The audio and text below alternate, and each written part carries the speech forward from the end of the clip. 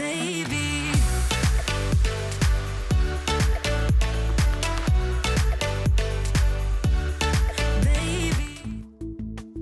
Hey guys, welcome back to my channel. As you can tell from the title, this is a nighttime whole house clean with me. I'm in my pajamas, my husband's in his sweatpants. I'm putting away the dinner leftovers. We had chicken Alfredo, very fast, easy dinner.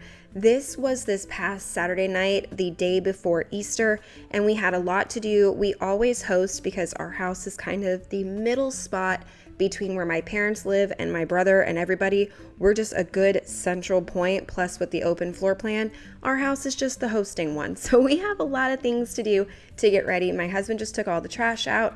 We're gonna load the dishwasher, get that run, get the entire kitchen and house looking really nice before we have any company over for the holiday. Now, clearly I understand you guys are seeing this a few days after Easter, so I really hope you guys had a wonderful holiday, however you spent it. If you do any fun, different little traditions for Easter, just let me know down below. I love learning all kinds of stuff like that. And yes, I just saw my husband dancing over there off to the right.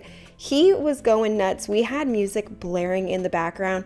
That's one reason why this whole thing is being done voiceover, because one of the things that we do love to do when we clean is put on music pretty loud, actually. Like if you have one of those little devices, I'm not going to say her name so no one triggers it in your home right now, but we tell her to play something on either Pandora or Amazon Music, Spotify, anything, but we have the volume pretty loud while we're getting stuff done. The kids hadn't gone to bed for the night yet.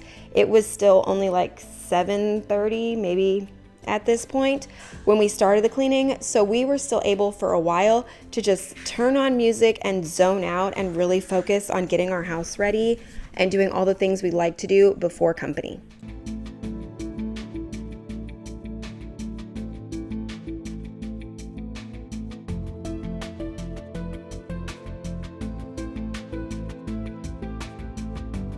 I've made several videos over the years, I've done YouTube for quite a while now, that are all the things I do like to do if I've got company coming and if I've got, 30 minutes warning, 2 hours warning. This is the night before, so we were definitely able to do a front to back full-blown clean of our home. Now, if we did not have all that time, there are a few things I do like to prioritize. One thing is the front entryway. That's where they're coming in, so I will make sure that's nice and tidied, dusted down if I can. Like my mirror that's out there, I will clean that off.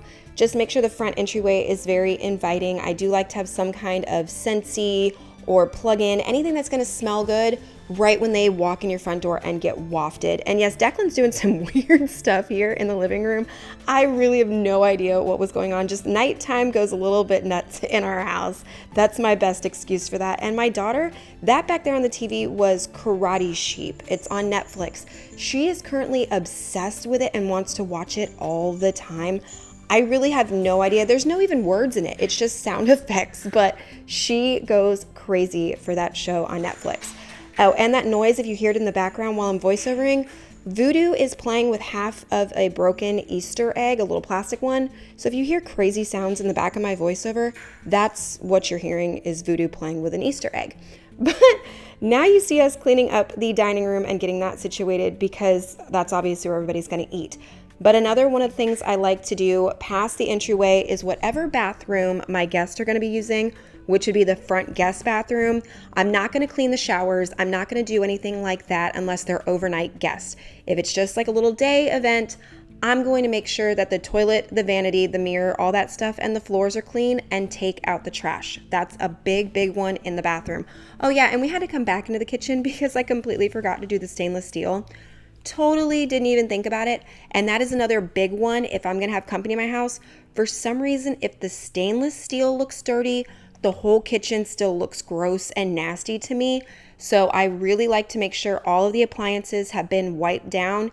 It just makes the whole kitchen look so much better, especially with guests. Another thing I will wait until like right before the guests arrive is the kitchen trash can. I like to start any interaction where I've got people in my house with fresh trash cans, because think about it. If they've got to throw their cup away or their spoon or any little tiny thing, they're going to go looking for your trash can, and you don't want them to open that door or open the lid and just get wafted with that nasty, gross thing.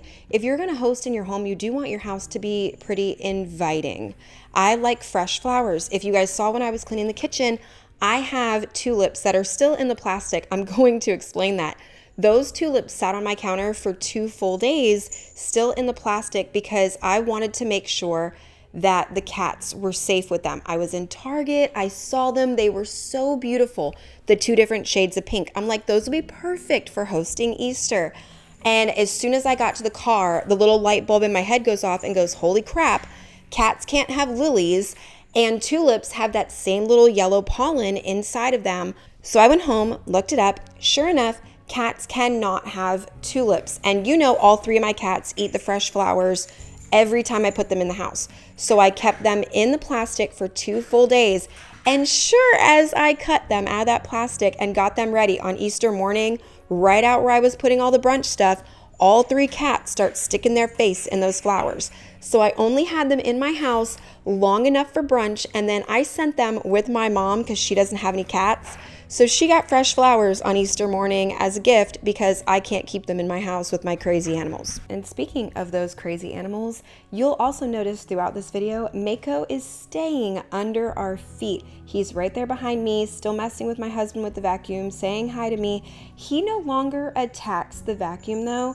I kind of am sad about that. That was always one of the cute things that he did, was attack the vacuum or the mop. Now, we have been working very closely with his vet and doing a lot of trial and error. He's having a huge flare-up with his allergies and just his ears. He's always had very sensitive skin, and right now he's just going through some stuff. He's almost on the mend completely though, and once he's back to normal, I'm hoping he goes back to doing these weird little things, but he might not, and it's just going to be sad. But either way, as long as he's feeling better, I'm happy about all of that.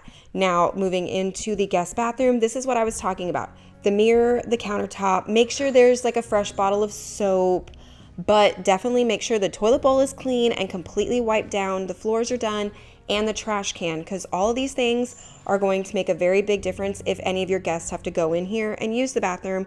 You don't want them seeing a little bit of pee on the floor or anything gross. Just, if it looks nasty to you, your guests are probably going to think the exact same way. So just treat it how you would want to walk in. If you walked into someone's house and there was a really nasty toilet and their sink was disgusting, there was things all over the countertop, how would you feel? Would you really want to be there? While I'm still sitting here, I'm editing and voiceovering at the same time, and I was looking back at the conversation I was having with my husband while I was cleaning this vanity and sink, and it brought up a good point. Well, the thing I was talking about is there is a faucet by Delta. You can buy it at like Home Depot and stuff. Our faucets are Delta. They look just like this, except about 1 inch of the front comes off, and it's got a hose, so it's a sprayer. So you can easily clean your bathroom sinks a little bit more. And I just thought it was absolutely fascinating. And I had to share that with my husband, because if we replace any of these, which we just replaced them like 18 months ago, and yes, he's dancing with Mako, this is what they do. I want those faucets. If we replace them, I want those faucets. And now we are over the halfway point of the house. We are done with all of the main things that I would do for guests coming. The house is clean. The floors are done. Everything looks very presentable for our guests coming over on Easter. Yes, I got to put a few dishes away, but that's the last thing I do. Those are the kids' water bottles for their room for bed. But now we decided, since we were still cleaning, we might as well get our bathroom and bedroom tackled. This has nothing to do with the guest. No one comes in here unless it's an absolute emergency and they need the extra bathroom. So I do like to clean it if I have the time, but it is definitely not on my list for traditionally when company comes over. Our bathroom is a catch-all. Most of the kids get ready for school in here. There's usually always hairbrushes and stuff all over the countertops. The mirror we try to keep up with because, like I said, this is our main area for getting ready. But ooh, these little refresher things, Relief or whatever, they're shower steamers. I get them off of Amazon. They come in like 4 or 5 different smells. They are amazing. We just had sickness go through the house like a week or 2 before this. Those things will open up your sinuses so ridiculously well. It is absolutely insane. I cannot recommend them more. They also have a purple one for calming, and it is really nice, and it just like fills the bathroom, even just half a disc, And I've used it where I've only used half and then put it away to dry and then use the other half, and it still worked just fine. So you don't have to actually worry about, oh, well, there's only how many come in a bag. You can get double out of it if you wanted to. That is the faucet I'm showing my husband because he wanted to see what it looked like. That is that Delta faucet I was talking about. I'm really hoping sometime in the next 6 months to a year that I can add those into the house because they are just absolutely awesome. As I sit here and scrub this sink out and then have to rinse it and wet my hands, it would have just been, a little bit more convenient having the sprayer on there. But again, that's just me being crazy. It's not necessary. It would just be helpful. I've got, 3 bathroom sinks. That's not a big issue to wet my hand, cup the water, and continue going. I get it, but it is one of those things that I just found really fascinating. I love different little products like that just help make life a little bit easier. And I like to product test. So I might actually put one in my house, hate it, and go back to normal faucet. You never really know. Just like these toilet wand things. I love them. I use them, but I also have a normal toilet brush and the regular little concentrate of cleaner. I will go back and forth between the two. One is more convenient, but you do have more waste. And then the other one, I feel like I get a more thorough job. So it all just truly depends on your preference and honestly how I'm feeling on each day, what I'm going to use in my house. And yeah, look at the color of the water of our floors.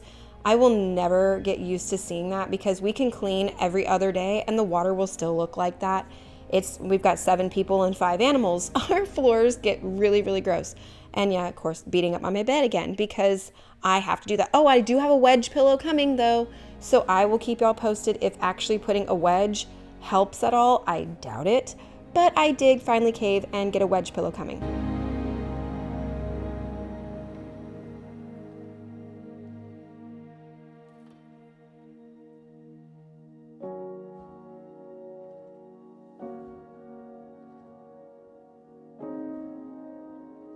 Does your dog have a bedtime? And I have to ask it that way because it's true. See Mako right here on the bed? Doesn't want to move. Hi, Weasley. Nice to see you. But Mako has a bedtime. If the house reaches around 9 p.m., you will find him laying on our bed, his dog bed, the couch somewhere, ready for sleep. And he will not move. Right here, I'm trying to do the laundry, trying to sort it out. He refuses to move. And he's still laying there as we fold the rest of this laundry. The dog is crazy. He's been this way ever since we adopted him. It's like as soon as 9 p.m. hits, he's out. Now look back behind my pillows. He moved all of the pillows and made a little comfortable hidey hole back there. And now I'm going to move into all of the Easter stuff. I decided to include this because normally I do make a video that does the Easter eggs and shows every little item in my kids' basket. They are getting older. Declan has access to YouTube and he likes my channel, and my daughter watches my channel, Brianna, not Gwen, but they do have access to it and they like to cheat the system and look at my video for the stockings and stuff at Christmas time. They already knew what was in their stocking and I hated that so much. So I actually did not make a what's in my kids' stocking video or Easter basket video this year because of them. I wanted to keep it completely a mystery until after the fact. And right here, I'm keeping all of this footage in for us filling these eggs because I just thought it was absolutely fun to watch as the pile gets smaller and smaller. We just started filling. We took the eggs, we counted out even numbers for each one so that way we'd have a better time when it comes to finding them all, not realizing until after the fact that we had 165 colored eggs that we sat here and filled. And then you see the gold eggs right there. We ended up filling 6 of those. So we hid on Easter a total of 171 eggs for the kids.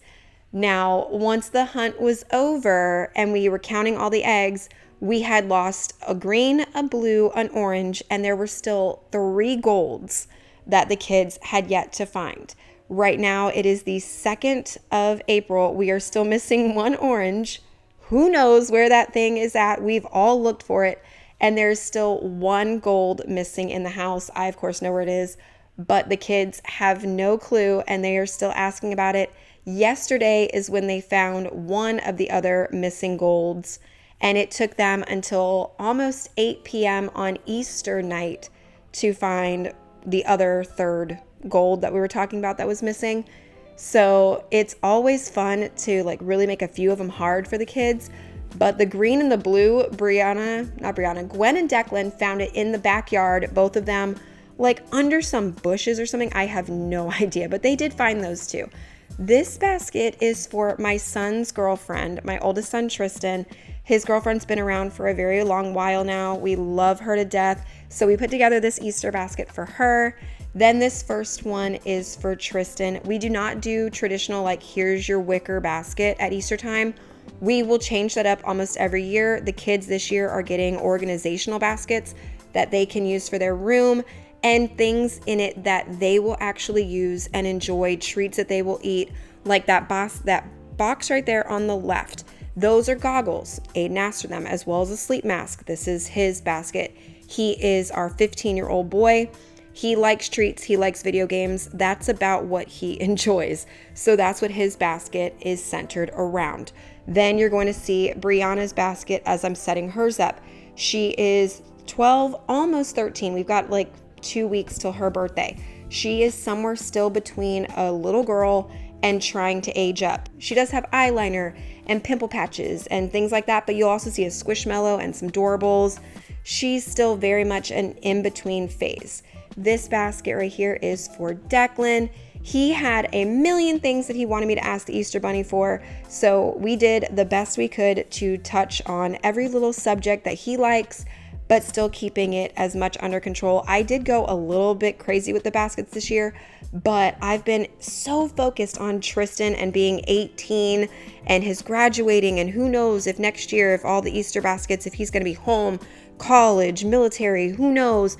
I've been treating this last year like it's huge, because it kind of is, but I've gone overboard with a lot of things and I need to rein myself in. I will admit that. And then this is Gwen's basket, very girly, very much her to the max. And then we just took all the baskets out to the dining room table as quickly as possible, got it set up and the lights off before the kids could catch us. And I just wanted to bring you guys together for this little Easter part because I did miss making my basket video. But like I said, I didn't want to risk the kids ruining their surprise. Thank you guys so much for watching today's video. I hope you enjoyed it. If you did, thumbs up, subscribe, all that, and I will see you in my next one. Good night, guys.